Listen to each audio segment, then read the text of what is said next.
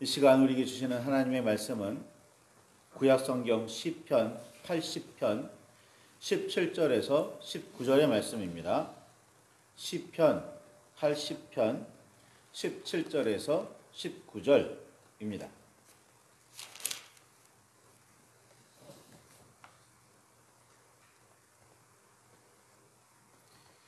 찾으셨으면 우리 함께 말씀을 봉독하시겠습니다.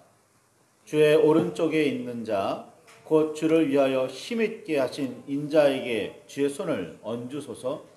그리하시면 우리가 주에게서 물러가지 아니하오리니 우리를 소생하게 하소서. 우리가 주의 이름을 부르리이다. 만군의 하나님 여호와여, 우리를 돌이켜 주시고 주의 얼굴의 광채를 우리에게 비추소서. 우리가 구원을 얻으리다. 아멘. 주님, 우리의 마음을 여시어 말씀을 깨닫게 하옵소서. 아멘. 주님의 사랑과 그 크신 은혜가 저와 여러분 안에 가득하기를 소망합니다. 이스라엘이라는 민족이 자신의 정체성을 정립한 시기는 이집트 탈출하는 즈음입니다. 엄청난 기근을 피해 이집트로 이주할 때에는 겨우 70명에 불과했던 야곱의 가족이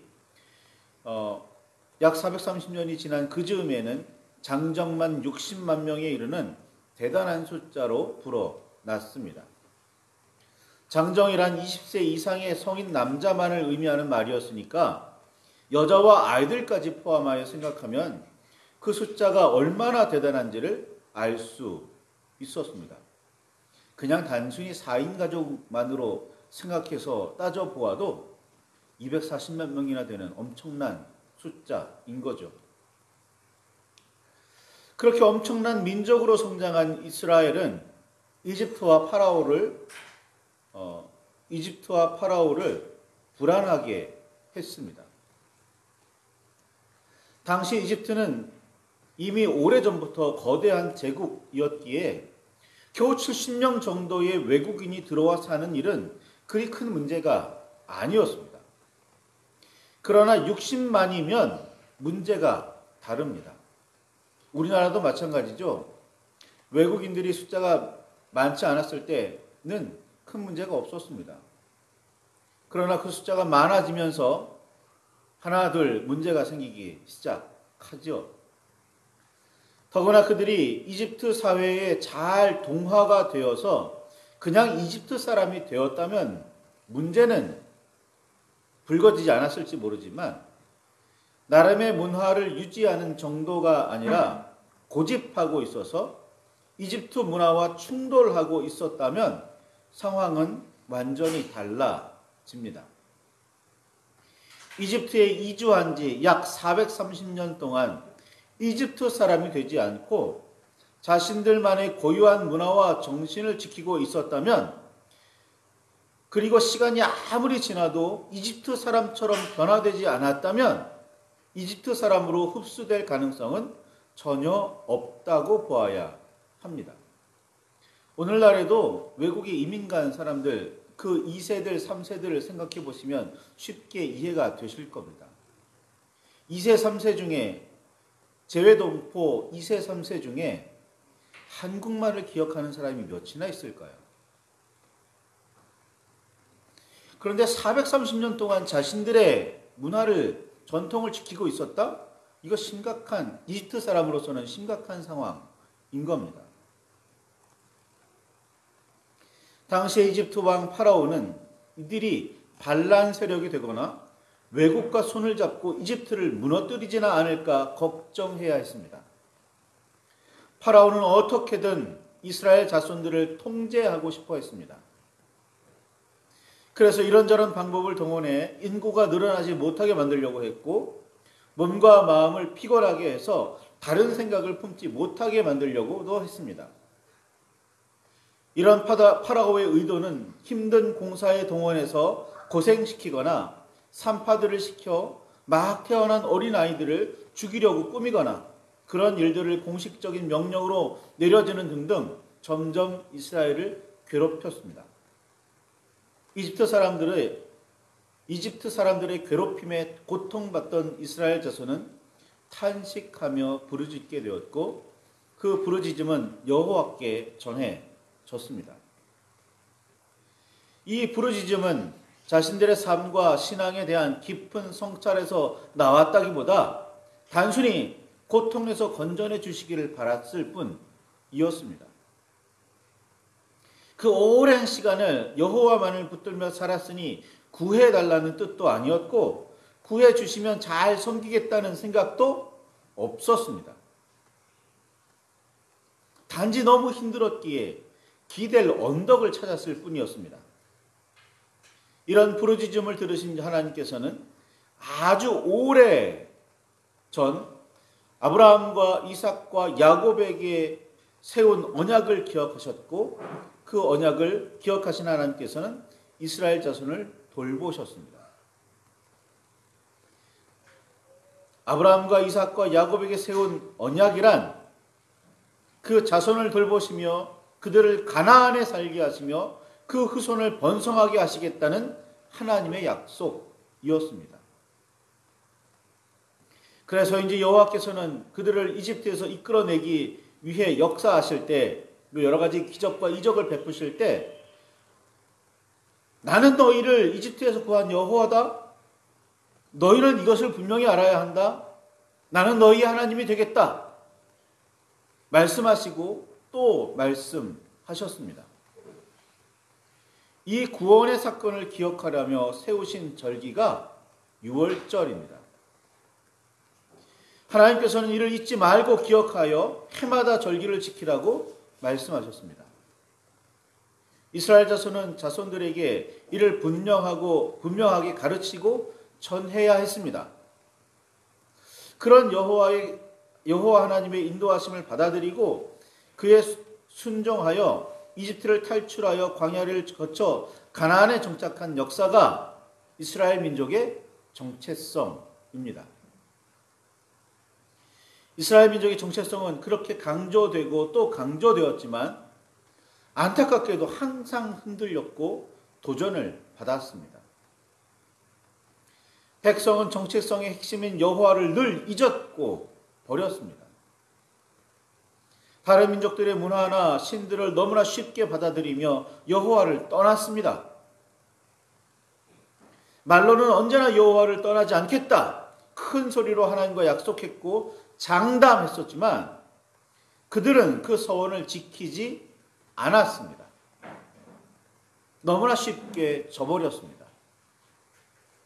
후손들에게 가르치거나 기억하게 만들지도 않았습니다. 하나님께서 명령하신 정의와 공의는 늘 뒷전이었습니다. 하나님 사랑과 이웃 사랑은 언제나 부족했습니다. 하나님께서는 이런 이스라엘 자손의 불성실함과 언약을 너무나 쉽게 깨뜨리는 그들의 죄악에 진노하셨습니다. 진노는 재앙으로 이어졌고 재앙은 부르짖음으로 이어졌습니다. 이런 부르짖음을 들으신 하나님께서는 이스라엘 자손의 장담이나 그들의 불순종과는 별개로 하나님께서 스스로 그들과 세우신 언약을 기억하셨고 그들을 돌보셨습니다. 수없이 하나님의 사람들을 보내시고 세우셔서 깨우치셨고 이스라엘 민족이 돌아서기를 기다리셨습니다. 그렇게까지 기다리고 참으셨지만 그들은 달라지지 않았습니다. 반복되고 달라지지 않는 죄악의 결과는 심판과 징벌이었습니다. 사사기에서 성경에서 계속 반복되는 이야기, 어찌 되면 반복되는 이야기들입니다. 그 달라지지 않는 태도와 계속해서 이어지는 죄악의 결과는 심판이었고 징벌이었습니다. 그 대표적인 예가 아수르와 바벨론에 패해서 포로로 끌려가는 일, 그 사건이었습니다. 북왕국 이스라엘이 아수르에 의해 멸망하고 약 130여 년 후에 남왕국 유다도 바벨론에 의해 멸망했습니다. 그리고 그 백성들은 포로로 끌려갔습니다. 북왕국의 수도였던 사마리아나 남왕국의 수도였던 예루살렘이나 모두 폐허가 되었습니다. 아수르나 바벨론은 모두 티그리스 강과 유프라테스 강 근처를 근거로 한 제국이었습니다. 아수르가 멸망한 자리에서 일어난 신흥 제국이 바벨론이었습니다. 시간적인 차이는 있으나 이스라엘 민족은 모두 비슷한 지역으로 사로잡혀갔습니다. 이스라엘 민족은 나라가 남과 북으로 나뉘어 있던 시절부터 북쪽 사람들과 남쪽 사람들의 정체성이 조금씩 달라지더니 결국은 서로를 원수처럼 여기게 되었습니다. 결정적으로 남유다가 멸망하고 포로로 끌려간 지 70년이 지나 포로에서 풀려나 고향으로 돌아갈 때에는 남유다의 유민들을 중심으로 귀환이 이루어졌습니다. 북이스라엘의 유민들은 돌아오지 않았다는 겁니다. 이때부터 유다 민족, 즉 유대인이라는 정체성이 본격적으로 드러나기 시작했습니다. 자, 이스라엘 민족은 출애굽을 기점으로 그 정체성이 형성되고 유대인은 포로 귀환, 바벨론 포로 귀환을 기점으로 그 정체성이 형성됩니다. 두 개가 같은 말인 것 같지만 이스라엘이라 말할 때는 이스라엘 12지파를 전부 다 포함해서 말하는 거지만 유다인이라고 유대인이라고 말할 때는 이스라엘 중에서 유대지파 딱 하나만 의미하는 말입니다. 그러니까 이스라엘과 유대인은 같은 말이 아닙니다. 엄밀하게 말하면 같은 의미가 아닌 거죠. 이때 즈음이 되면 포로로 끌려가지 않고 북이스라엘 지역에 살던 사람들은 사마리아인이라 불리게 되었고 아수르의 정책에 따라 다른 민족들과 강제로 혼인하게 되는 등 민족성이 흐려지기 시작했습니다. 이는 아수르뿐만 아니라 바벨론의 정책이기도 했습니다. 그렇게 민족의 정체성을 지켜내지 못하고 우상들에게 무릎 꿇은 저열한 사람들이라는 부정적인 이름으로 불리게 된 사람들이 사마리아인이었습니다. 유대인들은 그들을 한없이 경멸했습니다. 이때부터 참 이스라엘 민족은 곧 유대인이라고 여겨지게 되었습니다. 따라서 바벨론 포로 이후의 이스라엘 민족은 유대인만을 의미하게 되었습니다. 사마리아 사람들은 그렇게 하지 못했지만 참 이스라엘 민족인 유대인 자신들만이 여호와에 대한 온전한 믿음을 이어왔고 그 민족적 순수성을 지켜냈다고 자부했습니다. 그런 자부심만큼 유대인들이 온전히 여호와 하나님을 바르게 섬기며 그 말씀을 참되게 따랐을까요? 그랬다면 참 이스라엘 백성인 유대인이 또 다른 굴욕을 당해야 할 이유는 없었을 것입니다.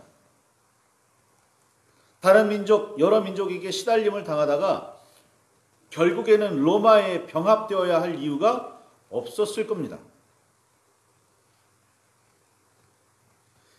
하나님의 사람 정도가 아니라 하나님의 아들이 이 땅에 오셨어야 할 필요가 없었을 겁니다. 당시 종교 지도자로서 누구보다 하나님의 말씀을 잘 알고 모두 철저하게 지켜 행한다고 그렇게 행하고 있다고 자부하던 제사장, 서기관, 바리새인, 사두개인에게 회칠한 무덤 같다니 독사의 자식들이라니 원색적으로 비난하지도 않으셨을 겁니다. 세례 요한에게서도 이런 분노를 찾아볼 수 있습니다. 예수님께서는 그들의 잘못에 대해 하나님 나라의 문을 닫아 걸고서 자신들도 들어가지 않고 들어가려고 하는 사람들이 있다면 그들도 들어가지 못하게 막고 있다고 말씀하셨습니다. 만일 이런 예수님의 말씀들이 오늘 먼저 그리스도인이 된 우리에게 그대로 적용된다면 이는 무척이나 두려운 말씀입니다. 그렇지 않기를 바라지만 그저 안심할 수도 없는 문제입니다. 오늘 시편 80편에서 시인 아삽은 주의 오른쪽에 있는 자, 곧 주를 위하여 힘있게 하신 인자에게 주의 손을 얹으소서라며 노래했습니다. 주님의 의로운 사람들에게 주의 권능을 맡기셔서 일하게 하시라는 기도입니다. 아니, 주님의 사람들이 일어나지 않았던 시대가 언제가 있었을까요? 주님의 사람들이 그렇게 피땀 흘려 일하지 않았던 때가 언제였을까요? 그래도 시인 아삽은 주님의 사람들을 계속해서 보내주시기를, 계속해서 세워주시기를 주께 기도하고 있습니다. 그렇게 하신다면 그들의 말에 귀를 기울이며 가르침을 받아 깨닫고 주님께 더욱 가까이 나아가겠다고 다짐했습니다. 이 다짐은 아삽 한 사람의 다짐이 아니기를 바라지만 적어도 시인 아삽은 그 당시에 다른 사람들은 어찌되었든 주님을 붙들고 있는 사람, 주님께 의지하는 사람, 주의 말씀대로 살려고 애쓰는 사람, 소금이 되려고 빛이 되려고 힘쓰는 사람이었습니다. 주님께서 그렇게 해주시면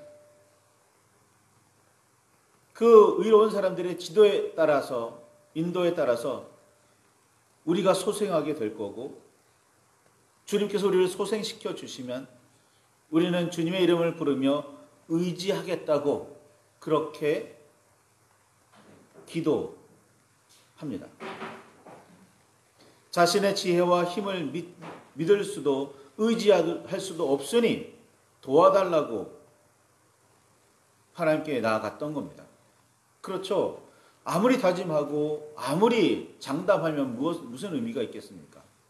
시간이 지나면 잊어버리고, 시간이 지나면 변하고, 시간이 지나면 따르질 않았는데요. 그러니 자신의 의지로는 안 됐다는 것, 자신들의 열심만으로는 안 된다는 걸 깨달은 거죠. 그래 주님께 나아갈 밖에 없습니다. 주님 우리를 도와주십시오. 주님 우리를 돌봐주십시오. 주님이 일어나셔서 주님의 사람들을, 그 인자들을, 주님의 권능이 있는 그 인자들을 보내주십시오. 그러면 우리가 그들을 따라서 주님을 섬기겠습니다. 라고 말이죠. 도와주십시오. 우리들의 연약함을 도와주십시오. 기도했던 겁니다.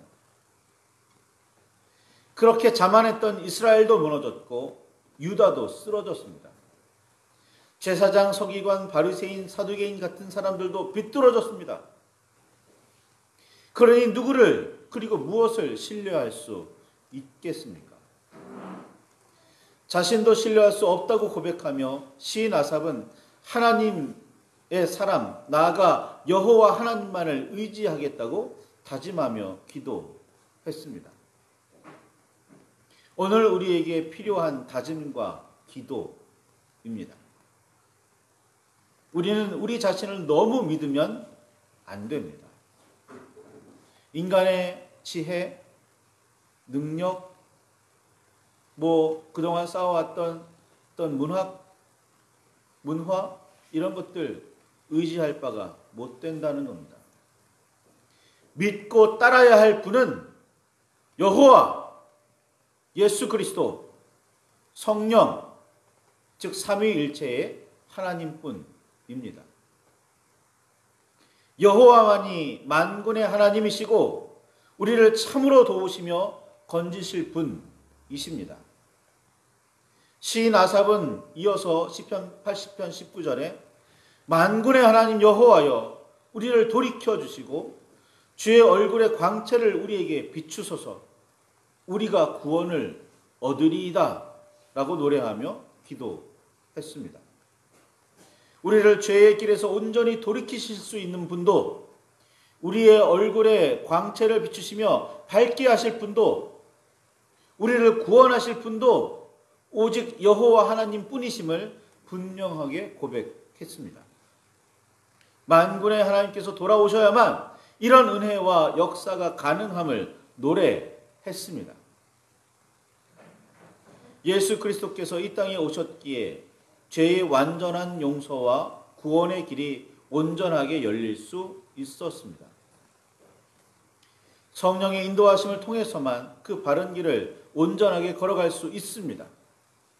그렇게 우리는 성령의 역사와 예수 그리스도, 우리 주님의 다시 오심을 기대하며 기다려야 합니다. 이게 대강절 마지막 절에 마지막 날인 오늘 더욱 가슴에 새겨야 할 말씀입니다. 주님의 오심을 기다리고 계십니까? 기대하고 계십니까? 소망하십니까?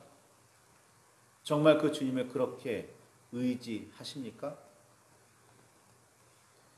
말씀을 붙들고 깊이 묵상하시기 바랍니다.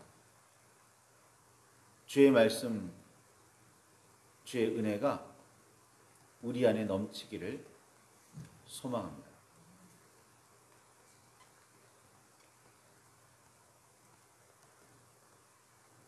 말씀 붙들고 함께 기도하시기를 바랍니다.